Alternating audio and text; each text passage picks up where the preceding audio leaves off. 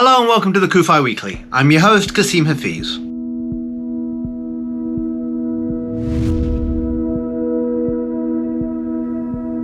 Hello and welcome to another episode of the CUFI Weekly, and it's been a pretty hectic 7 days since the last CUFI Weekly. We had the UN General Assembly meeting in New York City. We had Saudi Arabia's Crown Prince Mohammed bin Salman and Israeli Prime Minister Benjamin Netanyahu both talk about the potential for normalization of relations between Israel and Saudi Arabia. That may be a long way off now, but talk of it is heating up. We've had riots on Israel's border with Gaza as Hamas looked to instigate and cause terror and chaos on Israel's borders once again.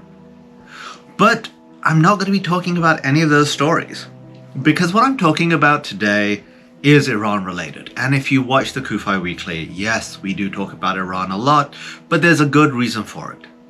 Iran is the world's largest state sponsor of terrorism.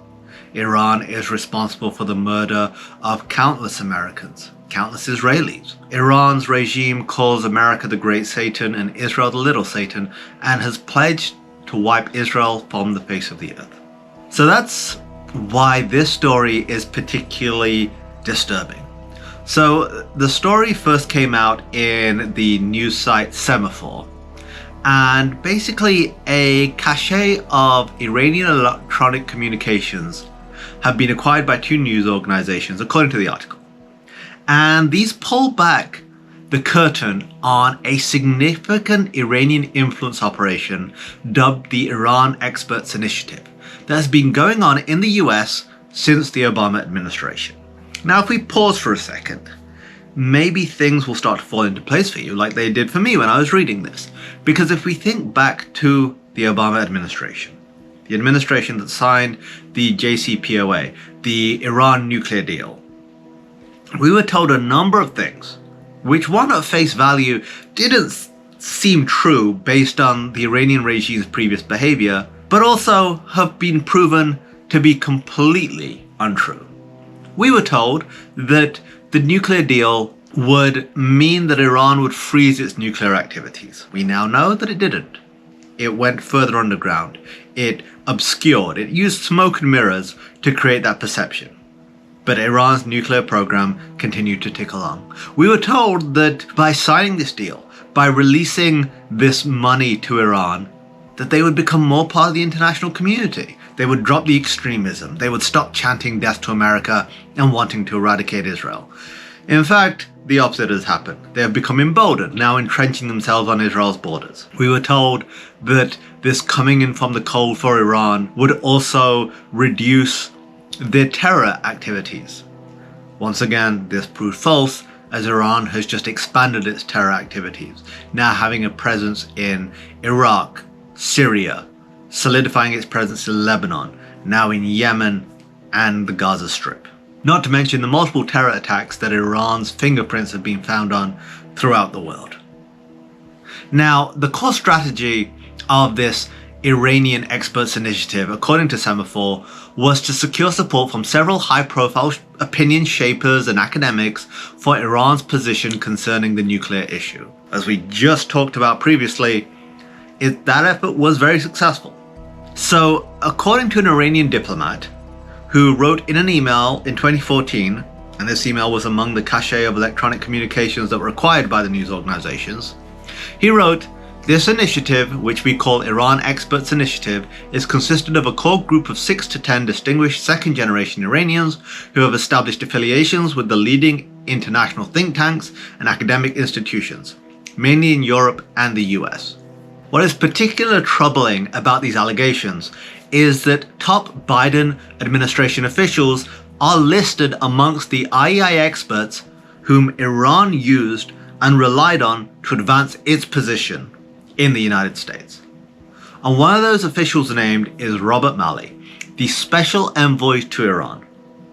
Yes, according to Semaphore, Robert Malley, the special envoy to Iran from the Biden administration, was used by the Iranian government, who tortures its own people, who spread terrorism all over the world, who chant death to America, death to Israel on a daily basis, the special envoy to Iran for this current administration was under Iranian influence to push their position.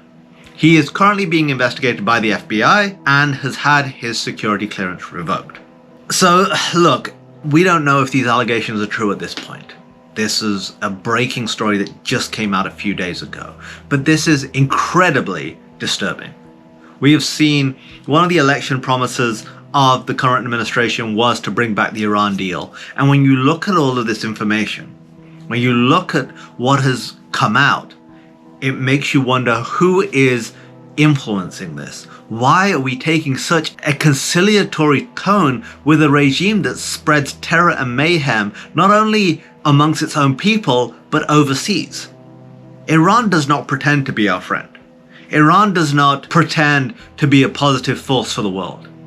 Iran has made it very clear that they are happy to spread terrorism and mayhem to further their own goals. Iran openly calls for the destruction of our ally Israel. It is the hub of anti-Semitism in the world, according to numerous reports. It is the world's largest state sponsor of terrorism. There are some very troubling allegations and some really important questions that need to be asked about who is driving our policy towards Iran. We all have a responsibility as Americans to stand up for freedom, for justice, and to ensure that our nation isn't cooperating, supporting, or complicit in the crimes of the Iranian regime against their own people, against other nations, and against Americans and Israel. Until next week, this is Kasim Hafeez for the CUFI Weekly. For Zion's sake, do not remain silent. Thanks for checking out this episode. Be sure to like and subscribe so you get a notification every time a new episode hits. And if you want to check out some of our previous episodes, and we've got some really good ones, click on one of the thumbnails and that will take you right there.